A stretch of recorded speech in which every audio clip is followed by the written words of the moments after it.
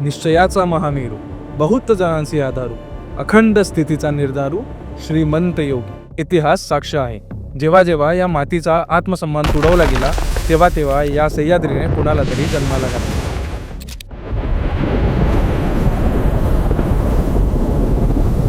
संपूर्ण भारतवर्ष गुलामगिरीच्या बेड्यांमध्ये अडकला होता.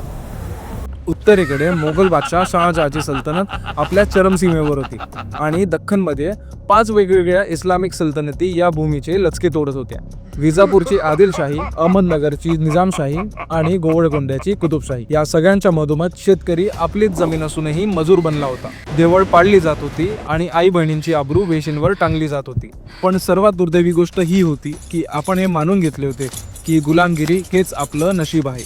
मोठमोठे मराठा सरदार, देशमुख, जहागीरदार आपल्या तलवारी या सुलतानांच्या चरणी वाहत होते. आपल्या मातीसाठी लढणारं कोणीच नव्हतं. पण 19 फेब्रुवारी 1630 सह्याद्रीच्या कुशीत शिवनेरी किल्ल्यावर एक तेज जन्माला आले, ज्यांच्याकडे ना मोठी फौज होती ना अमाप दौलत होती, तर फक्त आऊसाहेब जिजाऊंची शिकवण आणि स्वराज्याचे स्वप्न. ते ज्यांनी भूगोलाला आपले हतियार बनवले, ते ज्यांनी गनिमी काव्याने मोठमोठ्या साम्राज्यांना घुटणे टेकायला लावले, ते ज्यांनी दाखवून दिले की राजाचा धर्म हा फक्त राज्य करणे नसून प्रजेचा पालक बनणे असतं. आजची कथा त्याच युग पुरुषाची आहे. आजची कथा आहे छत्रपती शिवाजी महाराजांची. लोक म्हणतात राजा बनण्यासाठी सिंहासन आणि खजिना लागतो, पण शिवाजी राजांना वारशात काय मिळाले होते? उद्ध्वस्त झालेले पुणे, उजाड गावे आणि चारही बाजूंनी वेढलेले शत्रू. त्यांचे वडील शहाजीराजे नाईलाजाने दख्खनच्या सुलतानासाठी काम करत होते. पण आऊसाहेब जिजाऊ त्यांच्या डोळ्यात स्वप्न काही वेगळेच होते. आऊसाहेबांनी राजेंना लहानपणी परिकथा नाही सांगितल्या, त्यांनी रामायण आणि महाभारतातले शौर्य शिकवले. त्यांनी राजांना शिकवले की जेव्हा धर्मावर आचील, जेव्हा स्त्रींची आबरू धोक्यात असेल, तेव्हा शस्त्र उचलणे हे पाप नाही तर कर्तव्य आहे. पण केवळ भावनांनी युद्ध जिंकले जात नाही, त्यासाठी लागतं कौशल्य. म्हणूनच गुरु दादोजी कोंडदेवांनी त्यांना शिकवले प्रशासन आणि युद्धनीती. वयाच्या अवघ्या 15व्या वर्षी राजे हे ओळखून होते की जर एवढ्या मोठ्या फौजला हरवायचे असेल तर मैदानात नाही तर सह्याद्रीच्या दऱ्याखोऱ्यांमध्ये लढावं लागेल. त्यांनी आपल्या आजूबाजूच्या मावळ्यांना एकत्र केले आणि त्यांच्या मेलेल्या मनात स्वाभिमानाची आग पेटवली. घनदाट जंगलात भगवान शंकराच्या साक्षीने राजांनी स्वतःच्या रक्ताने महादेवांचा अभिषेक केला आणि तिथे एक नवीन विचार गुंजला, हिंदवी स्वराज्य. ते म्हणाले हे राज्य शिवाजीचे नाही, हे राज्य कोणत्या सरदाराचे नाही. ते म्हणाले हे हिंदवी स्वराज्य व्हावे हीच श्रींची इच्छा. त्या रक्ताच्या एका थेंबानी अख्ख्या भारताचा इतिहास बदलून टाकला. शपथ घेतल्यावर राजे थांबले नाहीत. आदिलशाही सल्तनत अजून आपल्या गुरमीतच होती की अचानक त्यांच्या दरवाजावर स्वराज्याने धडक दिली. किल्ला तोरणा. लोक म्हणायचे की हा गड जिंकणे अशक्य आहे, पण राजेंनी तलवारीपेक्षा बुद्धिचातुर्य वापरले. आधी तोरणा जिंकला, मग कोंढाणा आणि मग राजगड. एकामागून एक सह्याद्रीच्या कड्या कपारी भगवा रंगात न्हावू लागल्या. आदिलशहाला वाटले की ही फक्त काही शेतकऱ्यांची केलेली बगावत आहे, पण तो विसरला होता की शांत दिसणारा समुद्र जेव्हा उफाळतो तेव्हा मोठमोठी तट वाहून जातात. मुठभर मराठे लाखोंच्या फौजला कसे हरवत होते? याचे उत्तर होते गनिमी कावा. शत्रू अफाट होता, पण राजेंकडे वेग होता. मोगल जमिनीवर चालत होते तर मराठे वाऱ्यावर स्वार होते. गनिमी कावा म्हणजे लपून लढणे नव्हे, तर शत्रू सावध होण्याआधीच विजेच्या वेगाने आघात करणे. सह्याद्रीच्या दऱ्याखोऱ्यात शत्रूंना खेचून आणायचे आणि तिथेच त्याला धूळ चारायची. हीच राजेंची विजयनीती होती.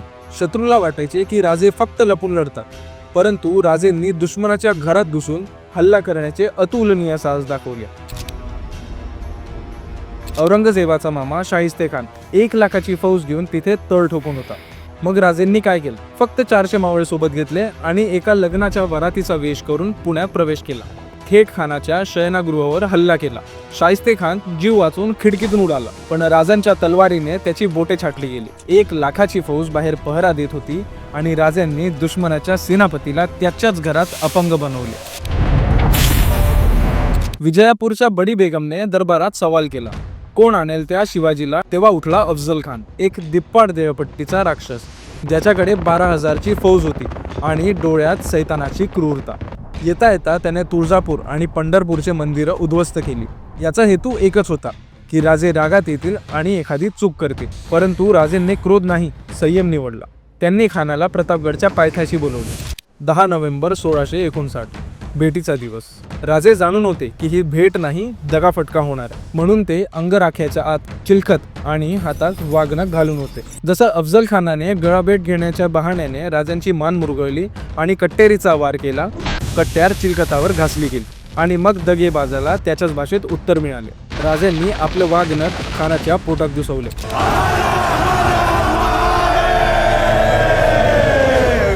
एकाच वाराने त्या विशाल राक्षसाचा कोथळा बाहेर काढला. जो खान राजांना साखळदंडात घेऊन जायला आला होता तो कफनात परत केला. ही केवळ एक लढाई नव्हती, हा दिल्ली आणि विजापूरला दिलेला इशारा होता की सह्याद्रीच्या वाघाला ललकारण्याची चूक पुन्हा करू नका.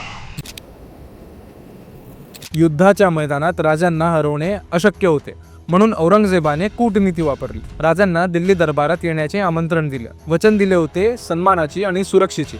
12 मे 1666 आग्र्याचा दरबार. शिवाजी राजे आपले 9 वर्षाचे पुत्र संभाजी राजांसोबत तिथे पोहोचले, पण औरंगजेबाने त्यांचा अपमान केला. त्यांना मागील रांगेत उभे केले. हा अपमान शिवाजी राजांचा नव्हता, हा अपमान त्या स्वराज्याचा होता ज्याला हजारो मराठ्यांनी आपल्या रक्ताने सिंचले होते. राजांनी भरल्या दरबारात बादशाहला पाठ दाखवली आणि संभाजी राजांचा हात धरून तिथून निघून गेले. तिथे औरंगजेबाचा अहंकार दुखावला गेला. त्याने राजे आणि नन्या शंभूराजांना नजरकैद केले. मृत्यूच्या दाढेत असूनही राजांचा संयम ढळला नाही. त्यांनी आजारपणाचे निमित्त केले आणि दानधर्मासाठी पेटाऱ्यातून मिठाई पाठवण्यास सुरुवात केली. सुरुवातीला पहरा कडक होता, मग नंतर मोगल सैनिक बेसावध झाले. 17 ऑगस्ट 1666 याच पेटाऱ्यांचा आधार घेत राजे आणि त्यांचे पुत्र संभाजीराजे दोघांनीही मुघलांचा कडक पहरा भेदला. ज्या पहारेकरांना वाटले की ते मिठाई तपासत आहेत, त्यांना हे कळलेच नाही की हिंदुस्थानचे भविष्य त्यांच्या डोळ्या देखत सुखरूप बाहेर पडले होते. वेग वाढवण्यासाठी राजेंनी आपल्या काळजाचा तुकडा संभाजीराजांना मथुरेत एका विश्वासू ठिकाणी ठेवले आणि स्वतः पुढे निघाले. एका बापासाठी यापेक्षा मोठी परीक्षा अजून काय असू शकते. एका बैरागी साधूच्या वेशात ते दुश्मनाच्या छातीवरून चालत होते आणि कुणाला कानोकान खबर सुद्धा नव्हती. 60 दिवस आणि 1600 किलोमीटरचा प्रवास. जेव्हा ते परत रायगडावर पोहोचले तेव्हा औरंगजेबाने कपाळ फोडून घेतले. तो म्हणाला, मी आयुष्यात खूप चुका केल्या, पण शिवाजीला जिवंत जाऊ देणे ही माझी आणि माझ्या सल्तनतीची सर्वात मोठी चूक होती. आतापर्यंत शत्रू म्हणायचे की मराठे फक्त लपून लढतात, परंतु 1672 मध्ये सालेरच्या मैदानात हा भ्रम सुद्धा तुटला. 40,000 मराठे आणि 40,000 मोगल आमने सामने आले आणि राजांनी सिद्ध केलं की ते फक्त गनिमिकावा नाही तर एक महान सेनापती सुद्धा आहेत. मोगलांना खुल्या मैदानात धूळ चारली गेली आणि आता एक सर्वात मोठी गरज होती अधिकृततेची. जगाला कळावे की आता ते केवळ जहागीरदार नाहीत तर या मातीचे राजे आहेत. 6 जून 1674 रायगडावर सुवर्ण सिंहासन सजले. गागाभट्टांनी वैदिक मंत्रोपचार केले आणि ते योद्धा ज्यांनी शून्यातनं स्वराज्य निर्माण केले होते ते छत्रपती झालेत. रायगडाच्या कड्या कपाऱ्यांमधून नाद गुंजला, क्षत्रिय कुलाव सिंहासनाधीश्वर श्रीमंत योगी छत्रपती शिवाजी महाराज की जय. राजा होताच त्यांनी फारसी भाषा हटवून संस्कृत आणि मराठीला राजकाजाची भाषा बनवले. स्वतःचे चलन होऊन सुरू केले. परंतु एक राजा फक्त विजयाने महान बनत नाही, तो महान बनतो आपल्या चरित्र्याने. त्या काळात जेव्हा आक्रमणकारी स्त्रियांना गुलाम बनवायचे तेव्हा शिवाजी राजांचा सक्त नियम होता. युद्धात स्त्रीचा अपमान कदापि खपवून घेतला जाणार नाही. कल्याणच्या सुभेदाराच्या सुनेला जेव्हा त्यांच्या समोर पेश केले गेले तेव्हा त्यांनी तिला आई म्हणून सन्मान दिला आणि सुरक्षित परत पाठवले. राजेंची खुबी ही होती की ते माणसाची जात नाही तर त्याचे निष्ठा आणि कर्तृत्व पाहत होते. शेतकऱ्यांसाठी राजांचा शब्द हा कायद्यापेक्षा मोठा होता. सैनिकांना सक्त ताकीद होती, शेतकरी हा जगाचा पोशिंदा आहे. रयतेच्या पिकाला धक्का सुद्धा लागता कामा नये. जर कोणी रयतेची लूट केली तर गनिमी असो वा आपला सैनिक त्याचे हात कलम केले जाते. ही शिस्त आणि हा दरारा स्वराज्याचा पाया होता. ते फक्त एक शासक नव्हते तर ते आपल्या रयतेचे वाली आणि पालक होते. आणि सर्वात महत्त्वाची गोष्ट, राजेंची नजर सागरापलीकडे गेली. त्यांनी ओळखले होते की परकीय शत्रू लाटांवर स्वार होऊन येत आहेत. त्यांना रोखण्यासाठी त्यांनी अभेद सिंधुदुर्ग आणि खांदेरी उंदेरी सारखे जलदुर्ग उभे केले. त्यांनी भारतीय नौदलाचा असा पाया रचला की परकीय जहाजे सह्याद्रीच्या किनाऱ्यावर यायलाही घाबरू लागले. 3 एप्रिल 1680 सह्याद्रीच्या डोंगरांनी आपला श्वास रोखला. अवघ्या 50 वर्षाच्या आयुष्यात ते युगपुरुष आपल्याला सोडून गेले. छत्रपती शिवाजी महाराजांचे महानिर्वाण झाले. दिल्लीत औरंगजेब खुश झाला. त्याला वाटले वाघ गेला, आता मी दख्खनला गिळंकृत करून टाके. तो आपली 5 लाखाची फौज घेऊन महाराष्ट्रावर चालून आला. पण तो हे विसरला होता की वाघाने एका छाव्याला जन्म दिले होते. छत्रपती संभाजी महाराज. सलग 9 वर्ष संभाजीराजेंनी एकट्याच्या हिंमतीवर पूर्ण मोगल सल्तनत रोखून ठेवली. औरंगजेबाला म्हातारपणात एक क्षणही सुखाचा श्वास घेऊ नाही दिला. त्यांचे शौर्य आणि त्यांचे बलिदान ही एक वेगळीच महागाथा आहे. त्या अतुलनीय इतिहासावर आपण विस्ताराने बोलू येणाऱ्या छत्रपती संभाजी महाराज जयंतीच्या दिवशी. औरंगजेबाने विचार केला होता की तो मराठा साम्राज्याची कबर खोदेल, पण झाले काय? 27 वर्ष तो या डोंगरात भटकत राहिला, मराठ्यांना हरवू शकला नाही. उलट त्याचीच कबर या महाराष्ट्राच्या मातीत खुलादाबादमध्ये खोदली गेली.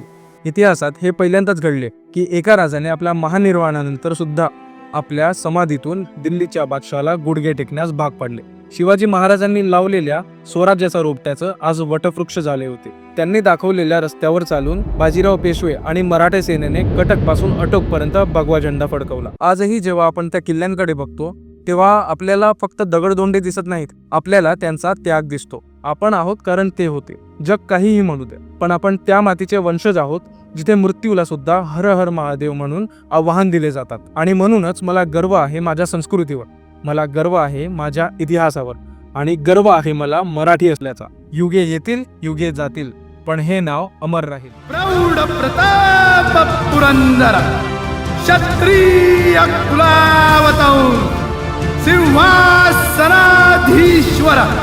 महाराजाधिराज राजा शिवछत्रपती महाराज की जय. नमो पार्वती पते. हर हर